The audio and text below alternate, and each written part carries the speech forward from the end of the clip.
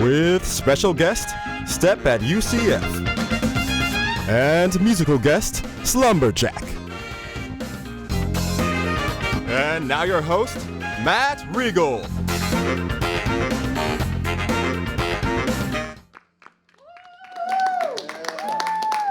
Hi.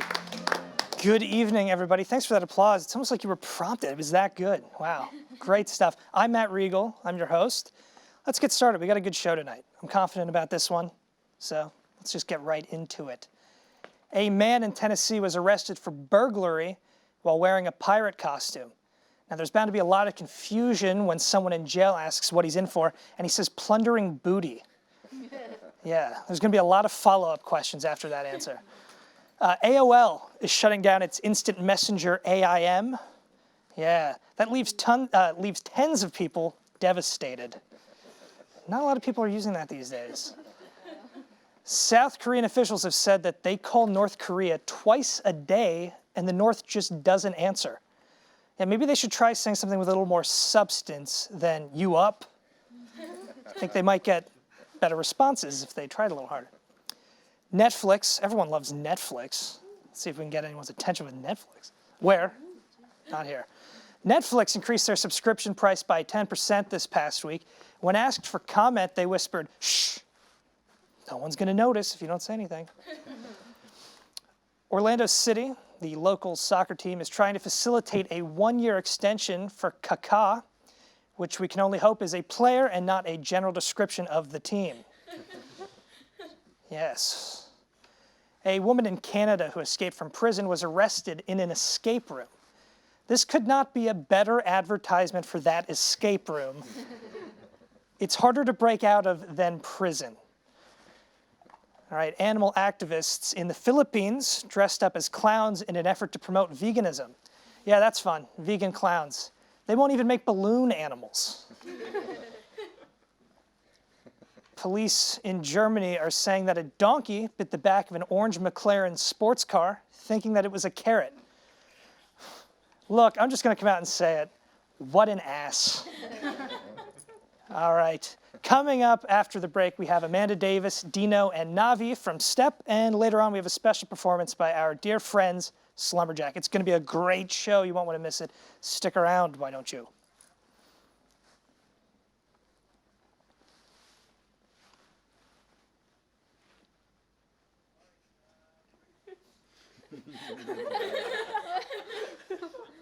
Do you like sports? Do you like reading about sports? Then we got a sports blog just for you. Stay on my peripherals. That's not far.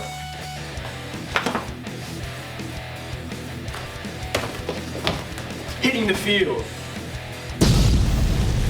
The first student-run sports blog. For sports fans. By sports fans. See, it's all about the product shot. Where do you want me to stand? Don't talk though. I want them to see the whole. Hitting the field. We cover football. We cover basketball. And so much more. He's out! By sports reporters. And Meech. What up? Watch the show and read the sports blog. Hitting the field!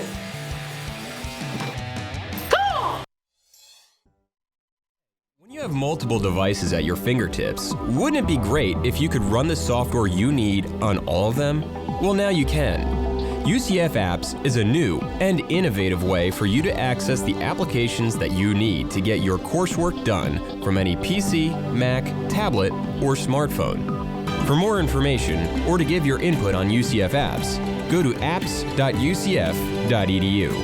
What are you waiting for? Start using UCF Apps today.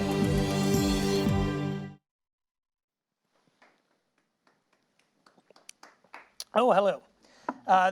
The fall television season has just gotten underway, and there are lots of new shows that networks are hoping become hits, but there are even more pilots that the networks said no to. And I can't figure out why these weren't picked up, but I brought some of my favorites that the network passed over. So I got some here from the studios. Don't ask how we got them, but we did. The first one, people love cooking shows. Everyone loves a good cooking show, especially if there's an element of competition, which is why I'm surprised that the Great Toaster Pastry Cook-Off was passed over by a major network. That's shocking to me. Another thing people like, almost as much as cooking shows, is shows about celebrities in their natural environment, which is why I'm again perplexed by the fact that Gary Busey Yells at Trees was not picked up straight to series. How that's resting on a shelf somewhere, I will never know. These are real, ladies and gentlemen. CSI has been a really big franchise for a lot of years, and they're always trying to find new places to explore crime scene investigation, I suppose. No better way to explain it. But I think it's kind of clear why this one didn't work out. It's CSI Greater Schenectady Mall. Schenectady, New York, small town. And yeah, the first episode was someone losing their keys at a Cinnabon. They paged someone over the intercom and they were reunited with their keys. That one I can see why it didn't work out. A television institution is America's Funniest Home Videos. It's been around for decades, but they're trying to branch out a little bit, get a little more niche, which is why they introduced America's Funniest Tasings. And I'm not quite sure why that one wouldn't take off, because who doesn't love a good tasing? Personally, I'm a fan. Guess more people aren't. All right, another celebrity sort of reality show. This is a celebrity exploring one of their hobbies, one of their passions. It's Mike Tyson's Wild World of Pigeons. If you didn't know, Mike Tyson loves pigeons. It's a true fact. You can look it up. Also, I don't know why we would bother making up something like that up. But that one got passed over, believe it or not. And finally, this one, it blew me away that this isn't up for Emmys already.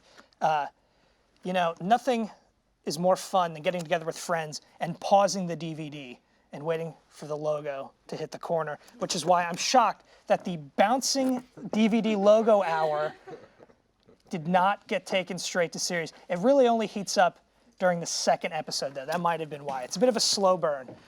All right, enough of that. Here tonight are our guests, Amanda Davis, Melissa, and their pals, Dino and Navi. Thank you for coming out, you guys. This is Dino, I see his tag. Navi, Dino. Very nice looking young dog. How old are they? They're both about 6 months. 6 months, oh my Yes. gosh, still They're little babies puppies. on campus. We love them. Oh, how can you not? Look at those, look at the face. Oh, although, You can't see the face. I was gonna say they're sitting with their backs to the cameras. There you go. There's his face a little bit better. Now, these two are a part of the STEP program. Yes. Now, could you explain to everyone what exactly STEP Sure. is? So STEP means Service Dog Education and Training Program. What we're doing is we have a partnership with the University and Canine Companions for Independence. It's a national nonprofit that provides service dogs to people with disabilities free of charge. Okay. So we have students on campus that are willing to be volunteer puppy raisers. So I'm a volunteer puppy raiser. This is my bud. Yeah. Melissa's actually, that's not her dog. Oh. She kidnapped him for the night. Yeah, I'm just watching them, but I get to watch them when they're puppy raisers camp, which is the best thing ever. I was gonna say, I'm sure it's not hard to find people to raise puppies. Yes. So Yeah. there's a different pieces of the club. So there's the puppy raiser and the puppy sitters. So they're both equally important. Yes. The raiser has a little bit more responsibility. You know, you get them when they're 2 months old. You raise them for almost 2 years now. Oh, really? Yeah, it's quite a long time. Wow. You have to That's deal with commitment. them when they just start crate training and they'll scream for hours. So it's I've a had, fun time. They're I've like had babies. puppies. They're That's legit. brutal. Yes. They're Yes. legit babies. Yes. Literal babies. Now, if someone wants to get involved with the program, what kind of person, what kind of attributes would you say are helpful when not dealing with, but raising these guys? I mean, I'd say for our club at least, just the basic thing would be loving dogs and wanting to help people. Ultimately, these dogs do go off to advanced training or doggy college, and they get matched with someone where they'll go and help them for their time as working dogs. But that having that aspect of like wanting to help people is also helpful in addition to the dog Definitely loving. volunteers and dog lovers. Okay. Not recommended for those with dog allergies. Probably not. Not Probably really. better Not ways to volunteer. Yeah. Now, you said that they're trained for almost 2 years. Yes. What kind of things do they do as a part of their training? Well, puppy raisers teach them the first 30 to 40 roughly commands, and then they go off to advanced training where they'll specialize to be a service dog, a hearing dog, skilled companion, or a facility dog. And each of those specialties, if you call them that, have their own additional commands, but puppy raisers only teach them the basics. Yeah. Okay. So later they could go on to like open doors, turn on lights, like Help with laundry. Yeah. Oh, wow. Yeah, they learn to do laundry. It's pretty adorable. That's very cool. Now, you always hear with service dogs that they're working. Yeah. What kind of things should just the public know about these guys when they see them out and about? So, I mean, as a puppy sitter, I often get a lot of people that want to, as much as the puppy raisers do, people that want to pet them.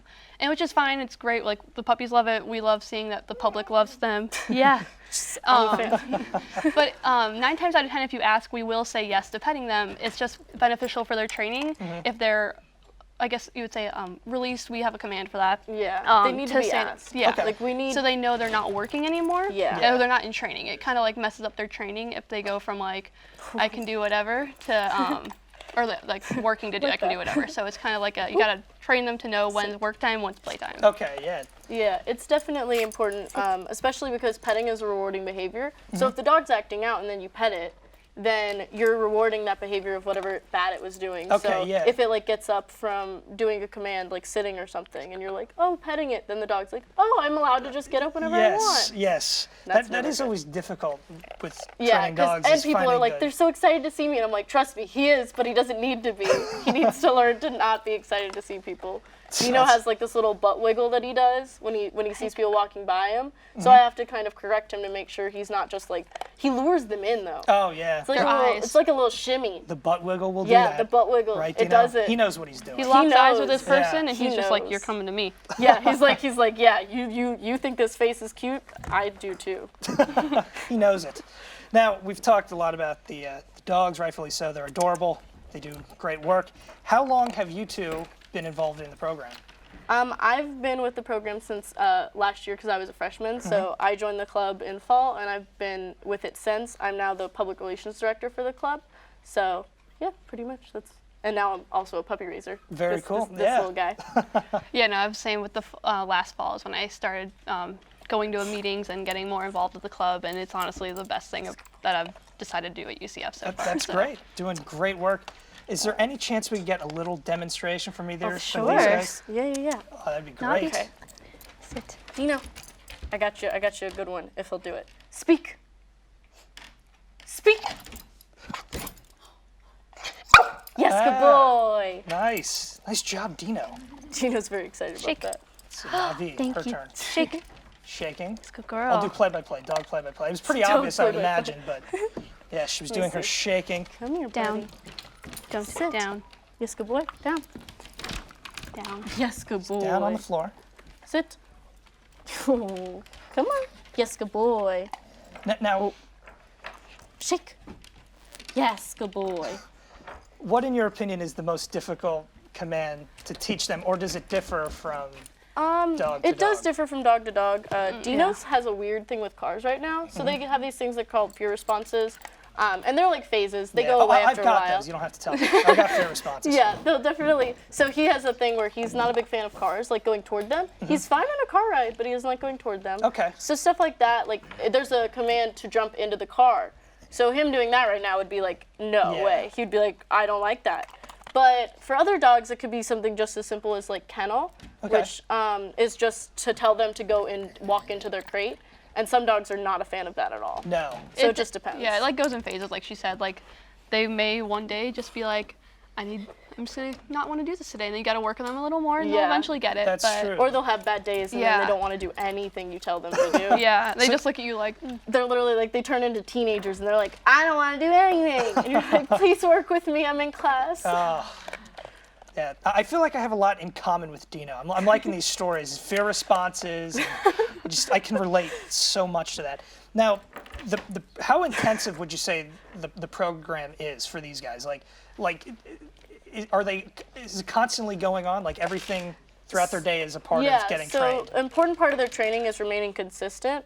You want to make sure that the dog never is never doing anything that's going to be something that he'll be rewarded for when he shouldn't be. So a lot of those things can be if he gets into like the trash and he gets to chew up the trash. Not he doesn't do that, but if he did, That's where Dino and I differ. yeah, Yes. exactly. So he like if he were to do something like that and then he got to like chew up something and he was like, oh, I loved that. Then he's getting a reward from something that I should have been watching him for. So it's about consistency, making sure that they're constantly doing what they need to be doing. That's why I'm continuously giving kibble through this interview to make sure that he remains in his sit. So it seems like everything is sort of a teachable moment for these Exactly, two. yeah. So that's kind of one of the things they talk about in training. We're required to go to 2 training classes a month. So one of the things that they touch on is you need to always remember that whatever you're not training them, they're learning something else. So if you're not directly training them, they're indirectly learning a bad habit. Okay. So it's pretty much that, and then the 30 commands that you have to train them with, and then they go into advanced training and learn the fancier things like pulling wheelchairs, opening doors, etc. It sounds like it's intensive for them, but also for you guys. It seems like you always have to be on as well. Yes. So before we wrap things up here, where can people find information about STEP online? So we're on Facebook at STEP UCF, and we're also on Instagram, STEP_UCF, and that's pretty much our primary use of communication with the public. We also have meetings, which you can find on the Facebook page, and then we're also on Night Connect as well. Pretty much all the social media, Awesome. we're getting there. Our Instagram. Our Instagram, all Who the would dogs. say no to puppy pictures? That's a good point. At the very least, follow us for the dogs. Yes. Yeah, you have a pretty useful asset when promoting yourselves. Yeah, it's pretty good. Thank you guys so much for coming on. Amanda, Melissa, Dino, you. Navi, all of you. Let's give them a hand. They were great. Yes, thank you to them for coming. Who doesn't love puppies? Come on. But hey, stick around. We got good stuff still to come. We've got a performance by our good pals, SlumberJack. Don't go anywhere. Today, when you have multiple devices at your fingertips, wouldn't it be great if you could run the software you need on all of them? Well, now you can. UCF Apps is a new and innovative way for you to access the applications that you need to get your coursework done from any PC, Mac, tablet, or smartphone. For more information or to give your input on UCF Apps, go to apps.ucf.edu. What are you waiting for? Start using UCF Apps today. Do you like sports? Do you like reading about sports? Then we got a sports blog just for you. Stay on my peripherals. That's not fun.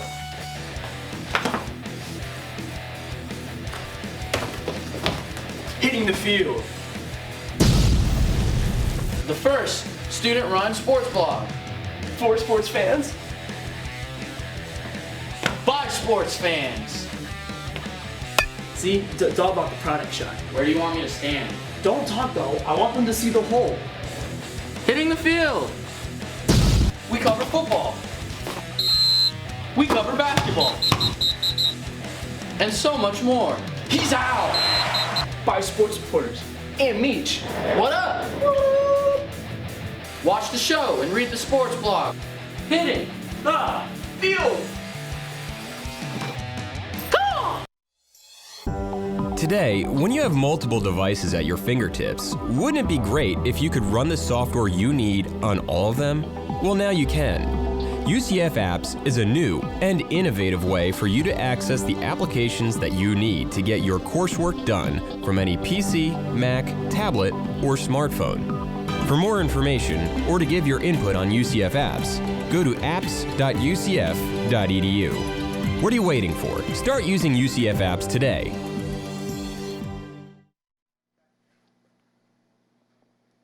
All right, ladies and gentlemen, SlumberJack.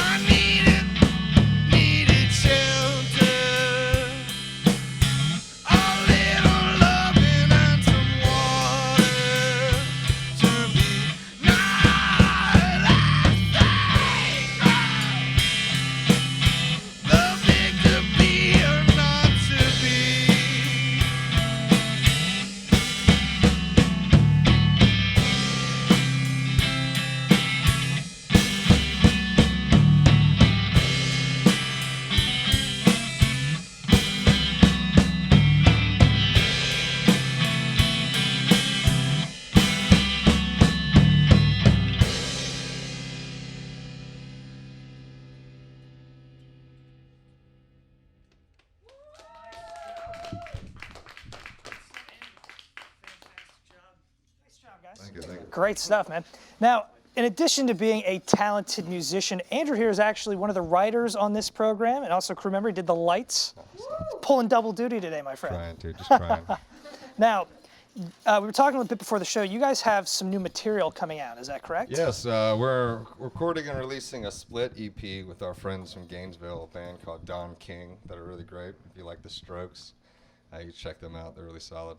And that's coming out soon. Got 2 new songs, and this one we just played is brand new. We just wrote it, and it's not going to be on there. It's that new. Oh, really? Yeah. Nice. Was this a world premiere by any chance? It was. It really was. Very cool. ToKnights The Night, world premiere.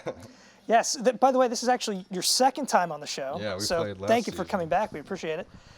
And any shows coming up in the near future? Yeah, we play downtown Orlando tomorrow night. It's called the Porch Sessions. It's at the patio down near Planet Pizza, near the Social, like that part of Orange Ave.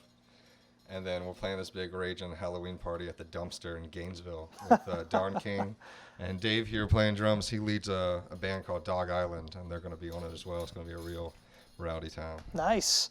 Now, before you play us out, I do want to quick ask, you guys have a really, I think, unique sound. What were some of the big influences that kind of led you to that? It was just the change in, I wanted to keep it fresh, keep changing up the songs. And the big influence on the sound is like Desperacidos, which is a Bright Eyes side project of Conor Oberst, Pile, and Color Revolts, which are more obscure bands. Yeah, no kidding. I'm just nodding like I know what you're talking about. I have no clue. But really, like Old White Stripes is what Okay, made me like I know understand that you don't have to make polished music, and people really like it. And same lineup, drummer, guitar, it works. Yeah. Nice. You guys have another one for us? We do. Wonderful. So before we get out of here, I want to thank these guys, SlumberJack, for joining us. Thank you for tuning in this week. You can find us on Twitter, Instagram, and Facebook at Tonight Show. That's tonight with a K, a delicious pun. We'll see you next week when we find out if we actually hit record. Thanks a lot, guys. Have a good one. SlumberJack, take it away. The song's about my dog.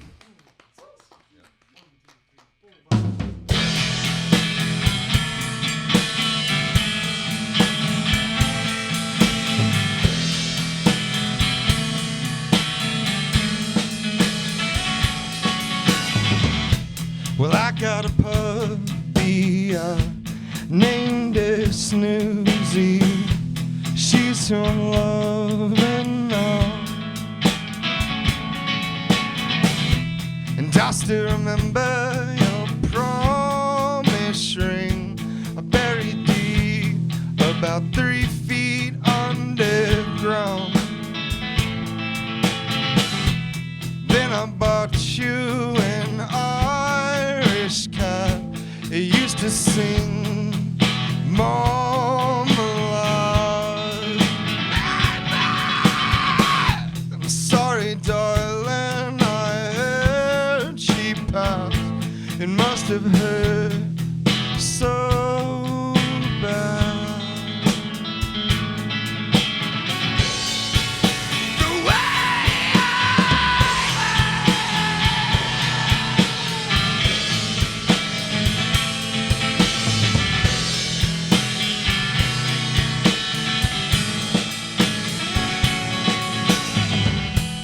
Thinking back, that was the last time we spoke, to tell me that cat died.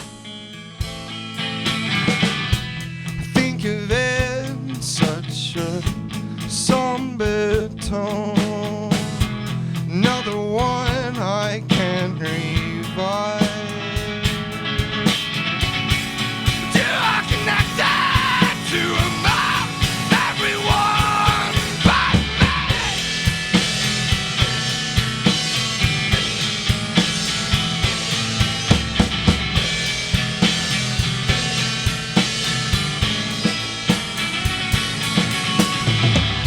So I got a puppy, named her Snoozy. She's so unloving now. And I still remember where your promise ring is, buried deep, about 3 feet underground.